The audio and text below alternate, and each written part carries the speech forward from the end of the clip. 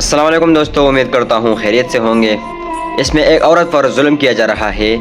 اور غیرت اس بات کی ہے کہ اتنے سارے لوگوں کے باوجود ایک عورت پر ظلم کیا جا رہا ہو، کوئی بھی شخص ان کو نہیں بچا رہا۔ ایک وردی، ایک پولیس والا ہمیشہ اپنے قوم کے لیے اپنے لوگوں کا محافظ ہوتا ہے، جو ان کو محفوظ رکھتا ہے، لیکن جب وہ خود ظلم کرنے لگتا ہے تو پھر وہ تو پولیس والا نہ رہا، کیونکہ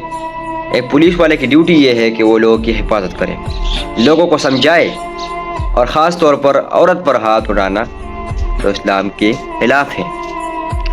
خاص طور پر ایک عورت پر ہاتھ اٹھانا اسلام میں جائز نہیں ہے۔